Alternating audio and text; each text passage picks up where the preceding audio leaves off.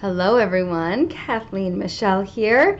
It is the end of January, and I thought that would be the perfect time to talk about not just setting goals, but mindfully following through with our goals so we can enhance the chance that we are following through with the goals that are most important to us in our wellness and our well-being.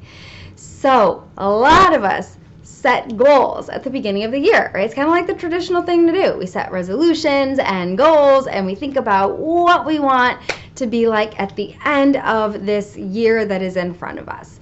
And so we set these goals with all of the best intentions for ourselves, all of the best in mind for ourselves in the new year, and then something starts to happen that fizzles out, our motivation peters out, we get in the way of ourselves, we sabotage, we revert back, and we don't know why. What is going on? So I have these 6 points that I want to share with you that might be helpful for you, not just in setting goals, though also maintaining and following through with the resolutions, the goals, the intentions that you have set for yourself, wanting what's best for yourself. So let's start with number 1. And this one I think is most important. Accepting yourself exactly as you are before we even start working on the goal. If we're not accepting ourselves exactly as we are, we end up sliding backwards. We kind of end up resisting our efforts to work towards something that's better for us. And so if this is something that even you're already having resistance around hearing, this idea that you are okay exactly as you are, this might be your sign that that's where we need to start first. And been there, done that, you guys. A lot of us have not learned the importance of or experienced the power behind accepting ourselves exactly as we are. Most of us have instead been raised around messages of always needing to achieve or look a certain way or be over here in this category instead of this category.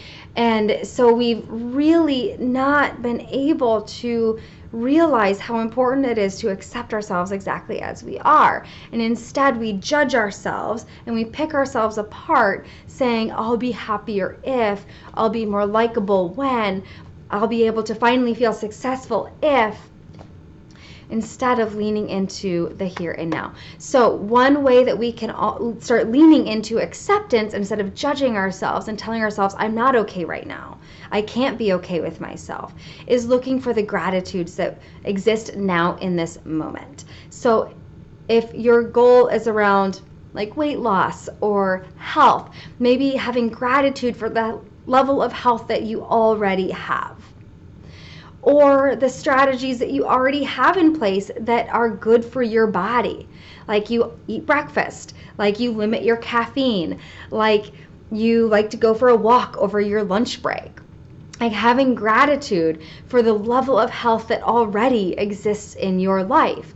Or if your goal is around creating abundance, having gratitude for the abundance that is already in your life. Right? The $5 that's in your checking account right now or whatever it is. So having gratitude for what is already here now in the present moment. And that can help us lean more into accepting how we are right now. Being able to even love ourselves as we are in this moment. And that way, any goals that we have, because by the way, it's very human of us to want to learn and grow and improve. That is very human of us, and we can embrace that. But if it starts out with this place of like, I can't accept myself until, we end up sabotaging ourselves later. It's almost like clockwork. Right? So leaning into accepting ourselves. And so that way any improvement or learning or growing that happens is icing on the cake. Second point is intentions, setting intentions. And I love the idea of intentions over goals or resolutions. And part of that is because I find goals and resolutions to be really rigid. So many of you have probably heard that a way to set effective goals is to be really specific. And I'm not going to argue that. What I am going to say is that there's room for intention setting as well. And so intention setting is more vague, and it gives us room for addressing as we go. And so leaning into an intention that is more about like the core of what we're hoping for, or the core of bringing into our life what's best for us and others. So an example might be good here. So an example of a goal that's outcome based, it might be something like, I want to lose 10 pounds, or I'm going to lose 10 pounds, right? And so an intention might be something that's more effort based, like, my goal is to get 3 hours of physical activity in every week, somehow, some way. It might be also something more like, I want to increase ways I nourish my body, right? So that's the difference between rigid goals and resolutions and intentions. And intentions are pretty powerful. So let's come now to this third point of non-striving. And this kind of goes along with acceptance. You'll notice this. But making sure that when we set goals, like I was saying before, that we are in alignment with the effort-based mindset instead of the outcome or the consequence that we're looking for.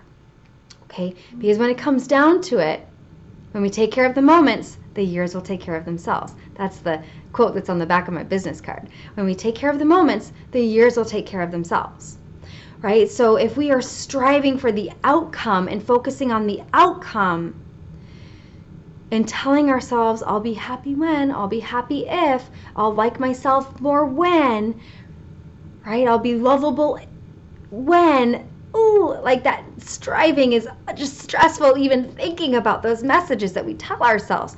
So non-striving, and instead focusing on the here and now.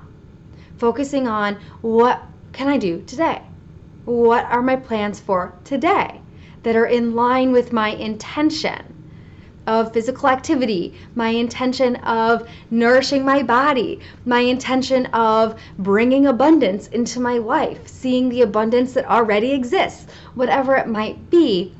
So instead of focusing on the outcome, focusing on the here and now and letting the consequences create themselves, right? Letting the positive consequences create themselves. So getting out of that striving mindset and instead bringing ourselves to the here and now mindset, the what I can do today mindset. And then this brings us to focusing on what we can control instead of what we cannot control. So my friends, when we have goals like, I want to lose 10 pounds, I gotta tell you, some of that isn't in your control. It just isn't.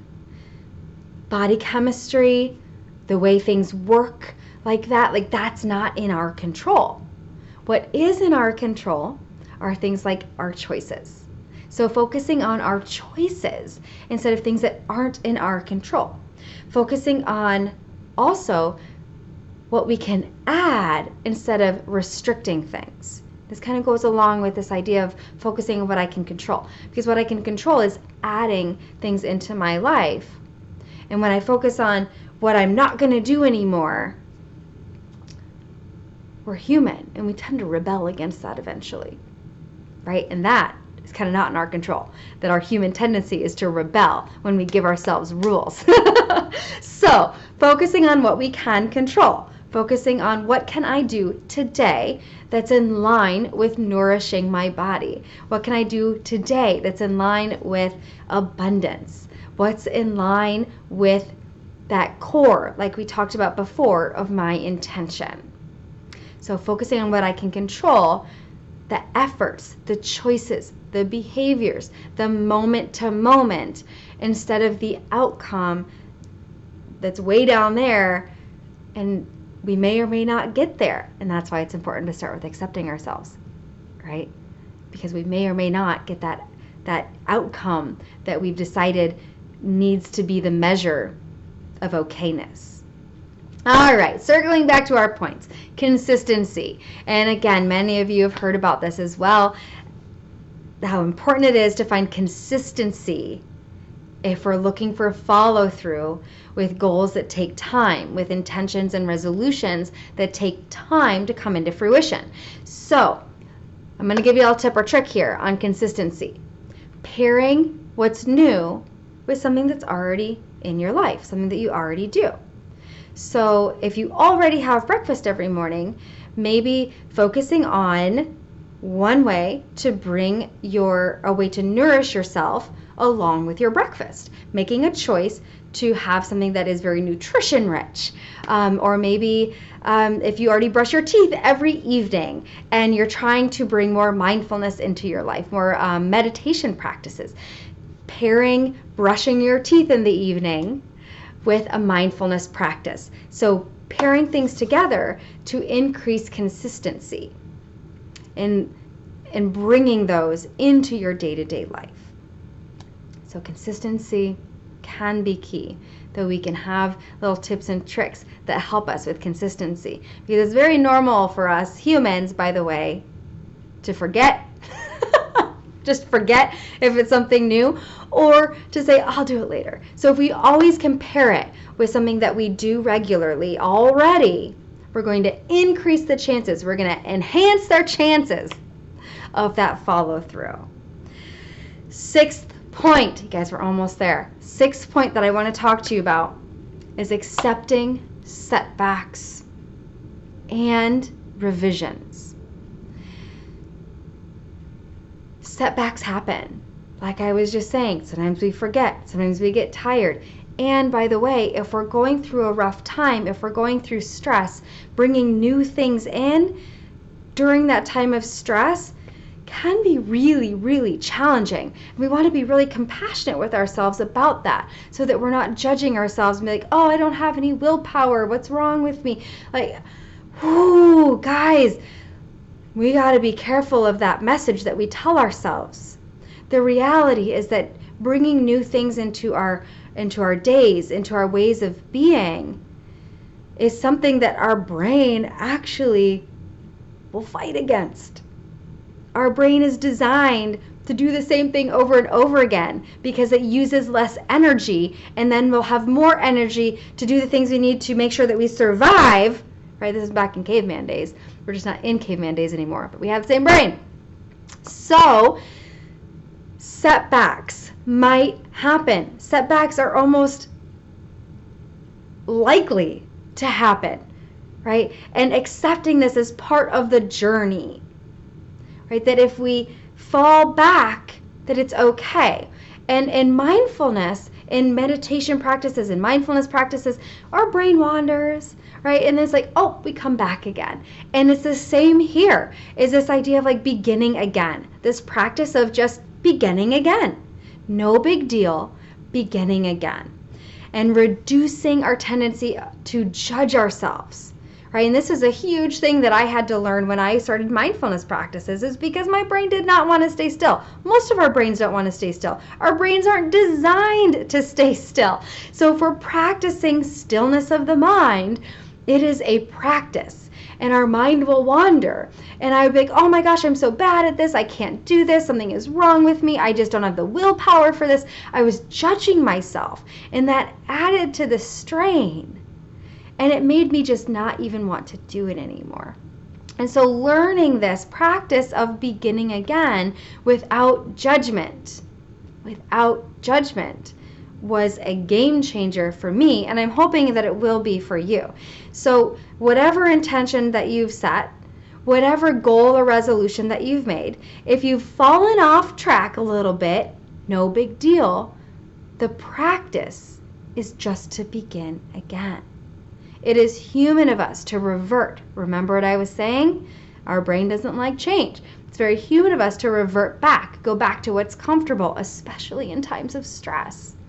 That we just go back to what's known because our brain is like, I don't have the energy for this. And that's normal and natural. It's natural. So being gentle with ourselves, being kind with ourselves, and just as often as we can, gently reminding ourselves of our intention and begin again. So on that note, sometimes if we keep reverting back, if we keep falling off, it might be worth sitting with that for a minute, sitting with this and really doing some curious inquiry with ourselves. Is this goal really helpful for me? Is it really in line with what's best for me? Is it healthy for me? And only you can know that for yourself.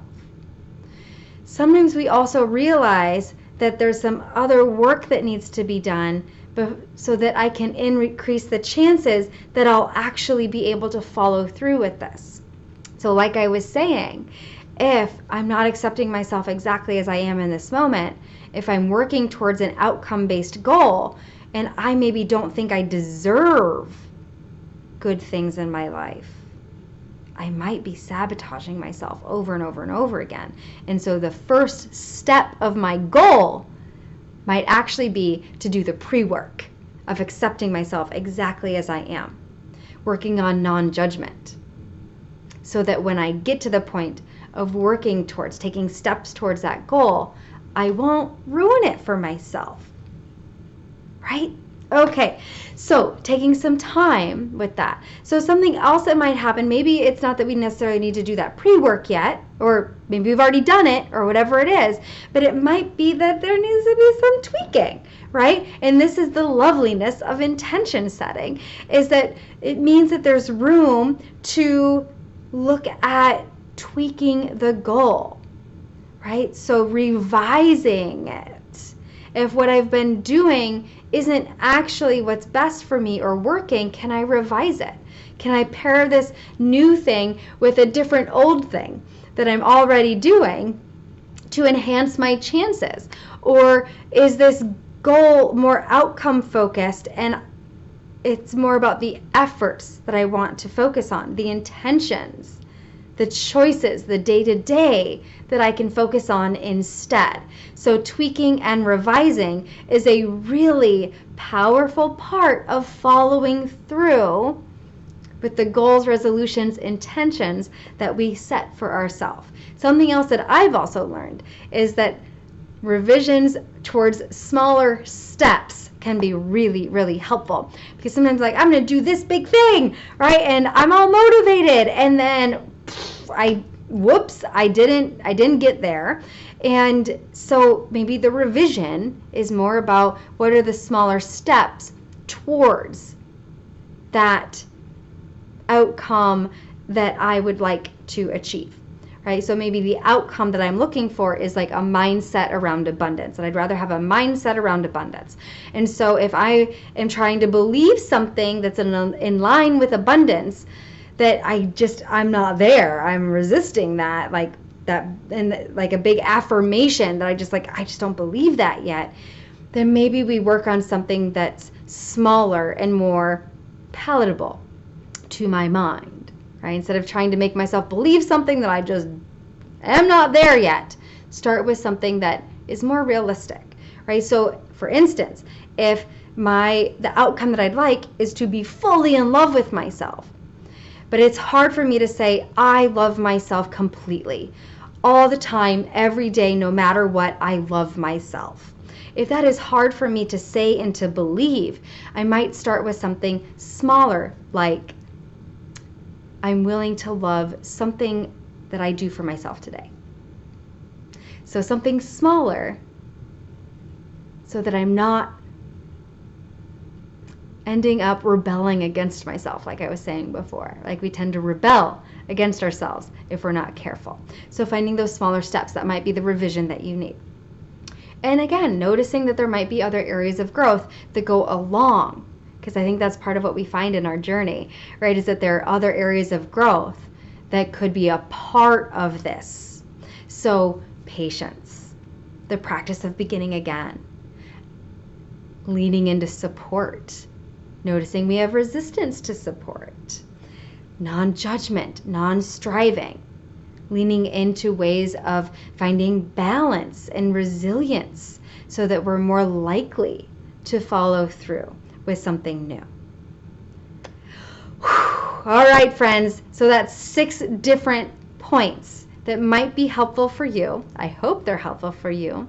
I hope something struck a chord with you in this video about how to enhance your chances of following through with your goals, your resolutions, your intentions, whatever word is working for you.